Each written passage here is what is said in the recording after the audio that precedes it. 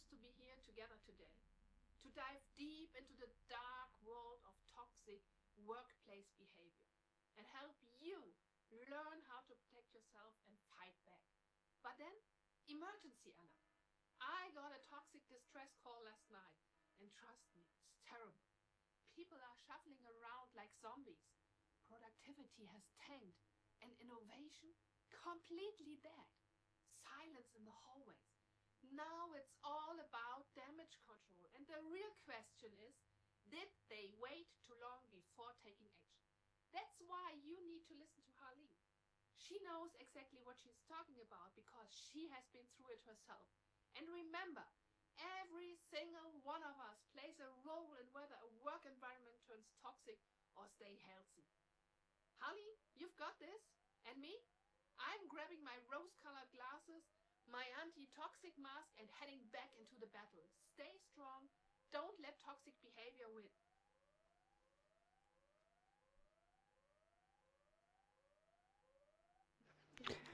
Ooh, that seems to be a hard job Sabine has to do, but I'm pretty sure she will manage it.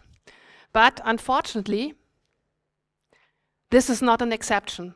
We have so many companies where we have toxic behavior every day, and this is really, really hard. Who of you has experienced toxic behavior or is actually experiencing toxic behavior? Wow, yeah. Unfortunately, you are not alone. And I say unfortunately because it's really bad for you. There is a study taken in 2016-17, and they asked people about their perception of their workplace environment, and 85% said they have a toxic workplace environment. And 25% of them said they have a highly toxic work environment. Let's have a look what this means, having a toxic work environment for a company. So it means that we have really a low rate of innovation. We have a low rate of creativity, and we have a low rate of productivity and performance. This is the outcome of toxic behavior. But we have a high fluctuation, and we have a lot of people with absent leaves because of being ill. And often this comes with a low trust in management. And when we see how things are changing ever faster these days, and you don't trust your management, you will not trust the change initiatives. But every company is formed by individuals. And this toxic behavior also has long-lasting impacts on individuals. And they are really, really bad for them. So when people experience toxic environments, they often have a fear of being rejected. They have a lack of trust, not only in the management, also in themselves, in their teams, in everybody around them, whatever they are doing. The physical and mental health will go down, which is the reason for high absence rates. And most probably, you will lose your passion. And with your passion, your motivation will vanish. And at the end, this can lead to eroded self-esteem. All really heavy impacts on the individuals working in such an environment. And at the end, toxic behavior will cause silence and CYA, cover your ass. You are not speaking up anymore. You are not addressing issues anymore because you don't feel safe. And whatever you do is try to protect yourself. And when you have reached this state in a company or within a team, the result will be chaos. When we are not talking anymore, we can't address issues. We can't understand what someone wants to tell me. We can't improve, and this creates chaos. Chaos is not good for success, but chaos is good for those people who behave in a toxic way. Because when we are in the mental state of chaos, we are easier to manipulate. And that's the reason why chaos is such a good thing for them. But for the company, it means PCP. And I'm not talking about angel dust here. I'm talking about poor company performance. Yeah, so it's a real severe issue. When companies want to succeed with all the employees, they need to find a way to come from chaos to clarity. And this means we need to disarm toxic behavior so that we can collaborate in a better way. Often when we talk about toxic behavior, we think about the bad boss. But this is only the bad boss. I think there is more in it. Toxic behavior is somehow like a virus. And it spreads like a virus. It's highly contagious, but it's also seductive. With toxic behavior, power comes. Because when you behave toxic, you can manipulate others. You don't need to take care of rules. You are just following your own plan.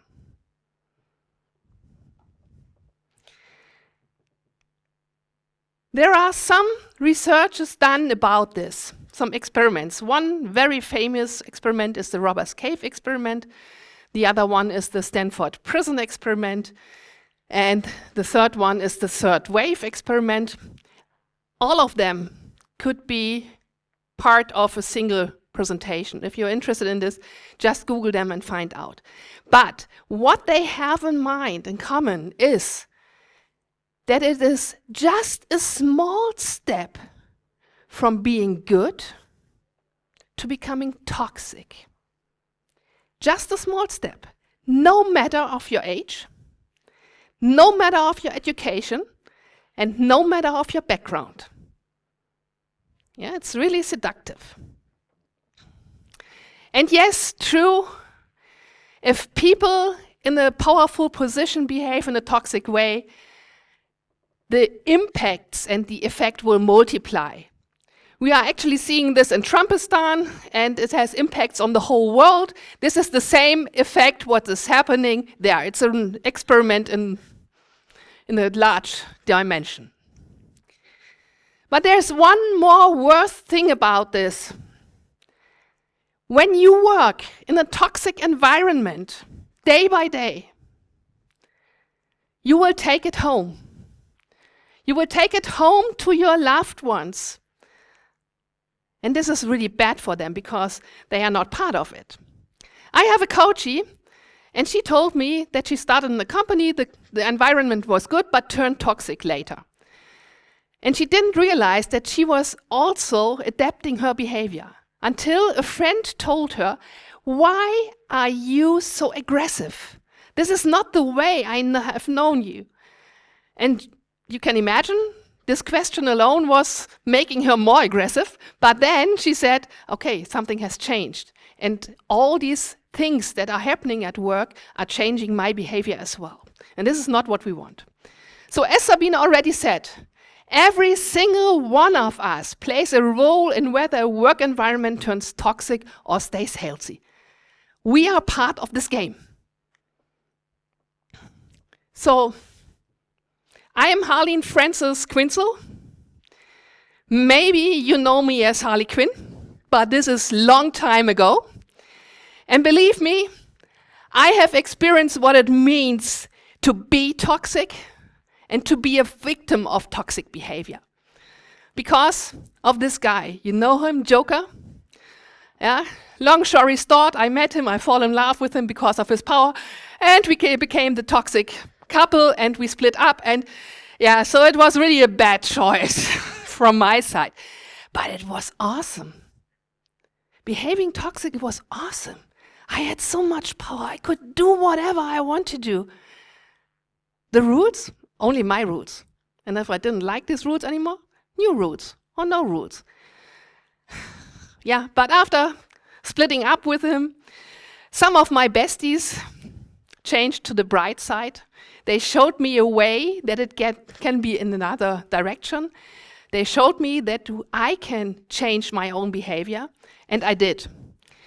And I met Sabine, Sabine is the success enabler at Get Next IT, and we both have a joint venture and help companies to collaborate in a non-toxic way and be more successful. So, as we said, everyone plays a role, whether a work environment stays healthy or turns toxic. We can also say each of us can unmask, disarm, and fight back against toxic behavior. Unmask, disarm, and fight back toxic behavior. I will show you how. There's no one-size-fits-all solution, but I will show you some general aspects of this. So what does toxic behavior mean? Manipulating others for the aggressor's advantage. So it's only for my advantage. We have some methods: putting more pressure, creating fear, spreading lies, slander, bullying, gaslighting. And we have some patterns of our aggressors: communicating rarely, quick-tempered, aggressive, and of course, never at fault. But one thing is the worst thing: stepping over cops. I don't care what others are feeling. I just follow my plan, no matter what happens to the others. Yeah, and this is really bad. So, when we talk about toxicity, it does not always mean that one person is toxic against everyone else. It can be that you have a one-to-one relation. It can also be that we have a one-to-some or many relation. You know this from your language, yeah? And we have the situation that the aggressor behaves toxic against all people. So alone this shows that we can't have a one-size-fits-all solution. We need to look at the situation at hand.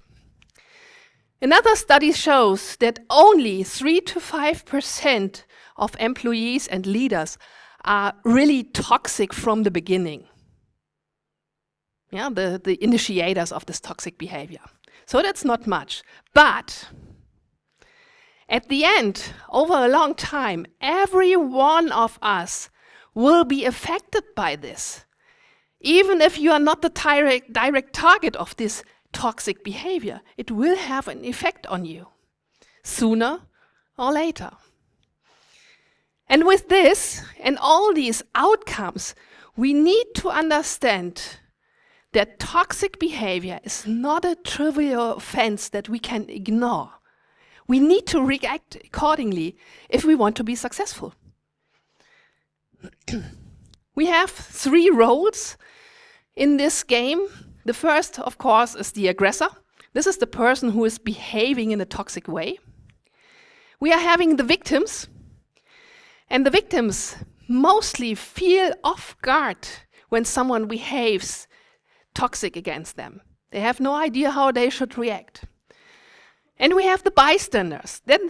These are those people who are witnessing the situation. And they can really be the change maker. They have the key role because they are not emotionally involved, but they are witnessing what can happen, what is happening. So they can help the victims. Bystanders, not all of the bystanders are healthy. Some of them are toxic as well. So imagine a situation: you're in a meeting and someone is making a bad joke about you. What happens? Maybe everyone is silent, saying nothing. Or I say, hey, come, he doesn't mean it that way. Come on. Or everyone is laughing about him. Or after that, I say, okay, you always don't need to be so sensitive. Yeah? So please, don't be so sensitive. Or you just need to understand him as well. Familiar with these reactions? Who knows these reactions in your team? Yeah? Sorry, guys. This is the passive supporter of the aggressor. Yeah, because silence is always like, I'm okay with that. That's fine. Saying you don't have to be so sensitive means it's your fault. when you feel broken by this, it's your fault. It's not his fault. The passive supporters are really, really bad because they create the new normal. They are okay with the new way how we behave. And with this, they become an aggressor as well. Are they toxic or mean? Is this their intention? No. They wanted to do something good in most cases. Oh, if I don't talk about this, maybe we can just go on, yeah? If I say, don't be so sensitive, maybe I help. Maybe. But at the end, it turns out that they are aggressors. We have another role in the bystanders. This is the helper. The helper steps in for the victim, but not to help the victim, but for their own sake. When I'm a helper, I'm helping because I expect gratitude from the victim. I am the hero. It's not that I want to change the situation. I just use the situation to show myself as the hero. With this, I'm putting another kind of pressure on the victim, and I'm an aggressor as well. But for the aggressor, for the original aggressor, it looks like that I'm helping the victim, and I can become a victim as well. And then we have another one, and that's the ally. The ally also steps in for the victim because the situation is bad, because this ally wants to help to improve the situation. The ally does not expect gratitude at the end. So the ally can really be the change maker. But again, it can also become a victim itself. So the good thing about toxicity is when it starts, the impact is not so high. It needs some time. Yeah? And the time brings more people joining this toxic movement. And then, at a certain point, the impact goes up. And with this, the productivity, the motivation, the performance goes down. So we need to start to stop toxic behavior as early as possible. The earlier, the better, and the easier. Imagine a young woman, 19 years old. She was asked by her CEO to give a presentation at a 150 people conference, and she did a good job. After that, she stands in a group of men, including her CEO.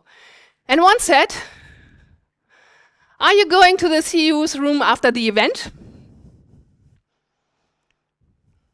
And all men were laughing, except her CEO. Can't be, it's a real story. And she said, this quote was not the problem. There are always dumb people bringing dumb quotes, but all people laughing is the problem. I have numbers from Switzerland. 44% of women say they have experienced sexual harassment during her career in the workplace. And a third of young women between 16 and 25 have experienced sexual harassment in her career during the last 12 months. To be honest, this is too much. And sexual harassment is never funny. Even if it's a joke, it's meant as a joke, it is not. And sexual harassment is one part of toxic behavior. So you can say, woman's problem. Sorry, no. I worked with a group of men between 30 and 60, and whenever someone of them entered the room, they made bad jokes about this person, about the body size, about the appearance, about the wife, whatever. And what happened? Everyone was laughing, including the person they made the bad joke about. But this laughing was a little bit different. And I asked, do you really like this? When someone is making a joke about you and laughing about you? It took a while until someone said, no, I don't like it. And then the rest joined in, no, me either. So why are you doing this when you don't like it? Yeah, we have it always done that way. And everyone is laughing, so I need to join. So which means everyone joined in and nobody liked it. That's toxic behavior, yeah, because it does not give you safety. More real-world examples, because it's really important to understand what phases toxic behavior can have. So it's not that toxic behavior is like black and white and there's a clear border and say this is toxic or this is not toxic. It's more like, And when we talk about collaboration today, we talk a lot of times about diversity. We have diverse teams. We need to have diverse teams to solve complex problems, to find better solutions. But with diversity, we have even more phases of toxic behavior because people have more different backgrounds and we can't understand what's going on in their heads. And this is, for example, why I'm actually wearing this multicolored overall.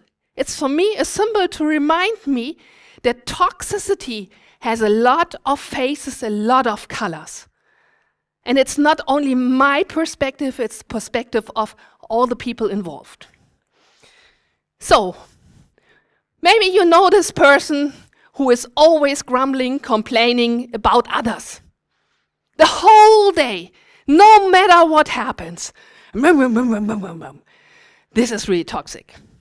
And the person who is always spreading negativity, you have success, you want to celebrate the success, and this person comes, but be careful, we have not done this yet. And you are like, oh, yeah? If this happens all the time, it's really toxic. We have these people who ignore, overlook, overhear, or interrupt other people. They enter a room, they greet everyone except one person. One person comes up with an idea, and they are just ignoring it until another one comes with the same idea, and it's like, hey, great idea. This is toxic when this happens again and again. And always interrupting someone is also toxic behavior.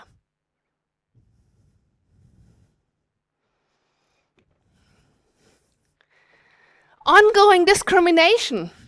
Remember, diversity. Diversity gives a lot of content for ongoing discrimination. Spreading lies and fake news, toxic behavior. And also the information game. Who is getting which information and how much?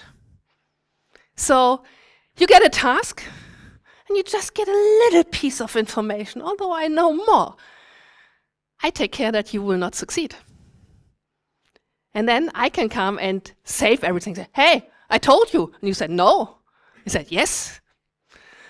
I don't know who will win this battle. And another one, which is very prominent, is gaslighting. Who of you knows gaslighting? Yeah, it's a manipulation tactics, which gives you, as the victim, the impression that you are crazy, that your perception is wrong, and so on. And gaslighting has a really long-lasting impact on people. And we are in a tech world, right? And one famous way of communication is sarcasm in the tech world. But not everyone can understand sarcasm. Sarcasm is not open and clear. And it's hard to interpret. So sarcasm as the favorite way of communication is really, really toxic for everyone. When you are using each of them, you will have this loss of trust and people don't know what they should do. But I told you, I've been in good company. And we, of course, don't use only one of them. We brought them together and we had the really super toxic strategy. One of my customers also was a victim of this or a bystander of this. I have a customer and she joined me for coaching after her head of department left the company. And yeah, she was witness of this toxic behavior. Let's have a look what happened. So we need to go back in time to the beginning where all those things started. And this is her head of department. She had 5 teams and 5 team leads, each team around 4 to 6 people, in total 30 people. My customer was one of the team leads. Every Monday morning, all the team leads had to join the Monday morning horror meetings. 1.5 hours. Only the head of department was talking. She was talking all about the negative stuff. Monday morning, the first thing at work. She was only complaining about everything and everyone. And she had a paranoia that all other departments just wanted to do harm to her department, to her, and to her career. So these 3 topics dominated the whole meeting, and after 1.5 hours, they had no results, no decisions, nothing.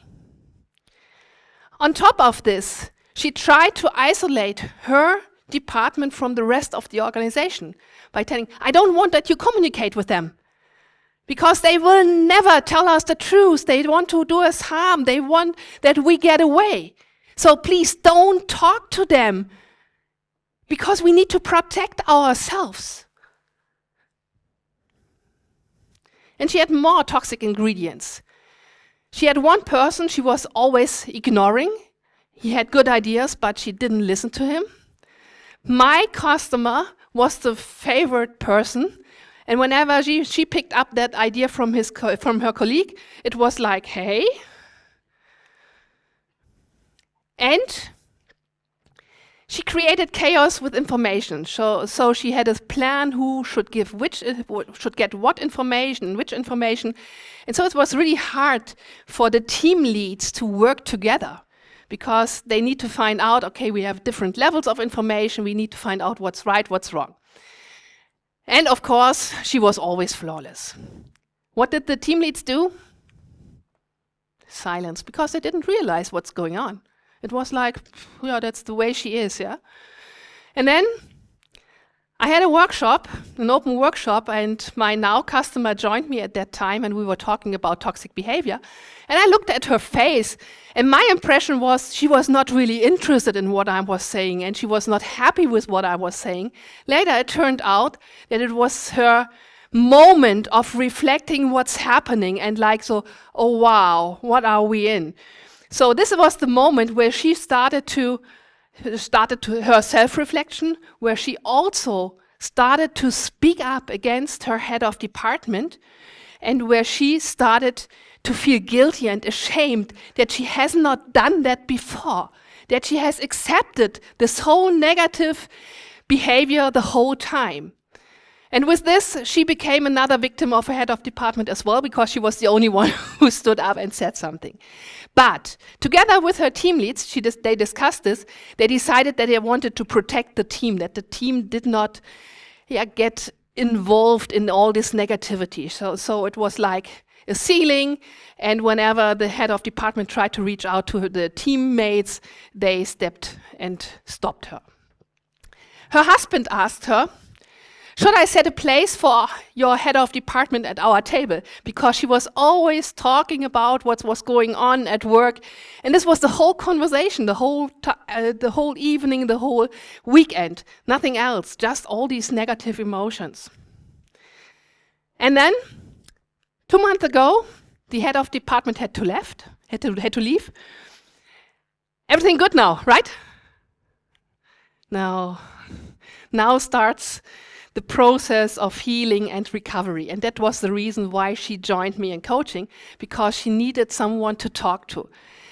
She did it before. She talked to her husband, and he again said, okay, I need to set a place at the table for her again, although she has left the company. But now we are doing it on a professional way. So what can we do when we won in one of these roles? When we have the impression that we are a passive supporter and we don't want to be a passive supporter, we can start to reflect our behavior. And we can try to get feedback and speak about it, what's going on. When we are an ally, when we want to support others, that's what you should do. Speak up Make this toxic behavior visible and offer your support. Ask people if you should help. But what if you are the victim? When you are the victim, react as soon as possible, as it is possible for you. Which means it can be that you can't react immediately, and that's fine. You can react later. It is never too late to react. Often we think, I should have reacted in that situation. Now it's too late. No, it's never too late. You feel off guard when someone is attacking you with toxic behavior. So you need time to understand what's happening, and you need time to understand how you can react. React as soon as possible as it is for you. Ask for help if necessary. Ask someone who can help you. This can be a good colleague, a good friend, a coach, someone who has identified as an ally, whatever. It's okay to ask for help. Name it. Say, this is toxic behavior. This is discrimination. This is sexual harassment. You are ignoring me. Name it. With naming it, you make it visible. And with naming it, you also can set your own boundaries and say, I don't want you to do this again. Stop. Yeah, this is what we need to say. If someone is always interrupting you, you need to say, I'm really interested in what you have to say after I have finished to present you my thoughts. This is what you can do. No one else can do this for you. And always have in mind, if someone is behaving in a toxic way against you, it is not your fault. The problem is on the other side. Yeah? If you start to believe that's your fault, you will not act. So, I haven't said you should leave. Yes, of course, you can leave. If it's too much, you should leave. It's your decision. But it is not enough just to leave. Because again, the process of healing and recovery needs to start then. It's not like I'm quitting this job, going to another job, and everything is fine. This is not the case. You really need time to reflect all the stuff, what has happened to you, to find your original strengths. So, we said today all is about collaboration in diverse teams. Collaboration needs a safe space. Only in a safe space, collaboration can have great outcomes. This means, I'm assuming that you are all professionals, right? Are you professionals? Well, you are interested in success? That you succeed for your own, that you succeed in the team, and also with the company you are working for, right? Okay. But if you are a professional, it's your damn responsibility to stop toxic behavior. Otherwise, your professional goal to be successful will not come true. It's not their task, his task, her task, it's your task as well. You can unmask toxic behavior. You need to perceive that this is a toxic behavior. You need to be aware that this can happen. This is why I've shown you so many different situations. You need to listen and see what's happening and what's going on. And then you can disarm it by making it visible, naming it, speak it out, speak up, so that other people can be aware of what's going on and that you are not alone. And then you can fight back. You can say, stop this. You can set boundaries, and you should never, ever accept toxic behavior. I told you that I've been in a situation where we were really toxic. And these were old behavioral patterns. And to change old patterns always need some time and some reminders. My reminders are my shiny shoes, which are a reminder for self-reflection. That's important to always reflect myself. Another reminder is this ring, which is a reminder for fighting back. Don't accept it. Be strong. My mask reminds me that I always need to protect myself. And if it's too much, I need to leave. My rose glasses are the symbol that resilience is really important, to be strong enough to fight for yourself and to fight for others. Only if you're resilient, you can recreate, recover your energy and have the energy to go ahead and fight. And my red lipstick, a sign for female resistance and female power over, I don't know, 150 years, something like this, reminds me I have the power. I can be the resistance and I can make the change. You too.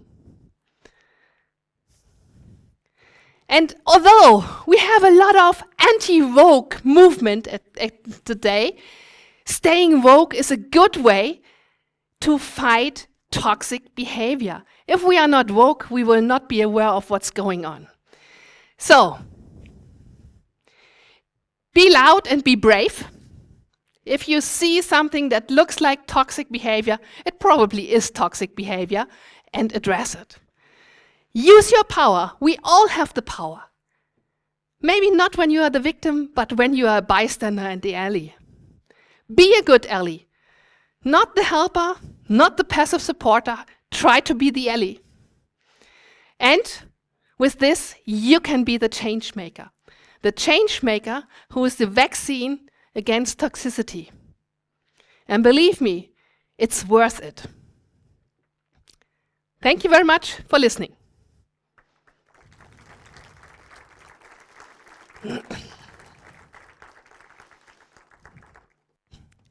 Any questions?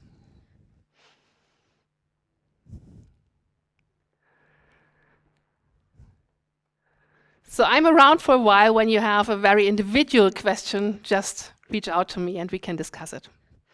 Okay. I was wondering, good talk. I was just wondering about the fact that you said be loud and brave, but I think a lot of people are not brave and loud. And I was curious what you have to say in regards to that, who might not find this voice in themselves to fight or to be loud and to speak up. Mm-hmm. So this is why I said it's important to make visible what's happening, to talk to people. So we all have some people in companies or teams we trust more. Talk to them, ask if they also feel the same way like we do, and with this you find out that you are not alone, and together it's maybe easier to fight together. Yeah. So, and with this, with the first time you say stop or address it, you will become more brave because it feels good. But as I said, you have always the chance to become another victim, yeah? So this needs to be clear.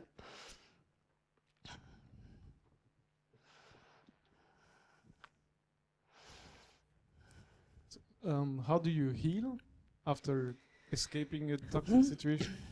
It depends. So a lot of people need time to talk about it, need someone to help to talk about it and to reflect what has happened and to gain different perspectives on it. And you need someone who says, it's not your fault.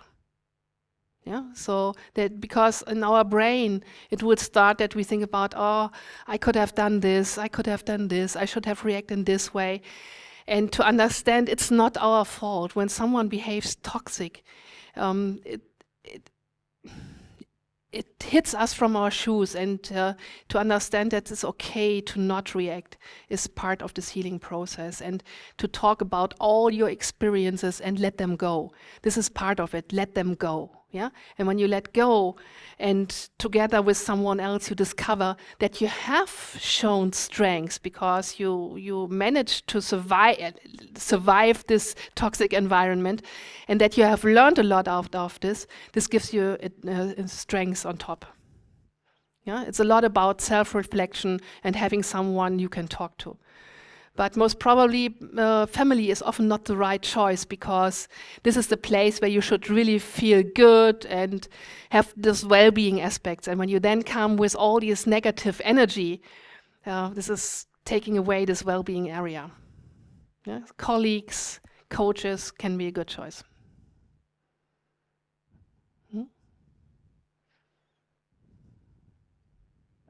Thank you. Do you address in your experience with your customers the impact of working remotely with digital tools and everything? We have a situation, for instance, where people give feedback about the team, and it's most of the times remotely a call, and then the physical barrier of that tool has a big impact. It's probably an obvious response, but yeah. So the boundaries in remote world are sometimes much lower than in the real world. And yes, we are addressing this. If this is happening in a team, that the feedback in the remote world is not appropriate, is toxic, we address this and we say, come on, let's talk about some communication rules. In most cases, so you have seen only 3 to 5% are really toxic people. Yeah, this is another decision. This is a decision which has to be made by management, what's happening to them. But those who are the passive supporters are mostly not aware of what they are doing. And when you start to talk about this and you start to explain that this behavior is not perceived as a nice behavior, then you sometimes have the change you need. Or you start to make communication rules. How do we communicate? But also there needs to be someone who is just scrolling through the channels and saying, stop this. Yeah. So this is the same way like we need to do in the physical world, we need to do it in the remote world as well. Yep.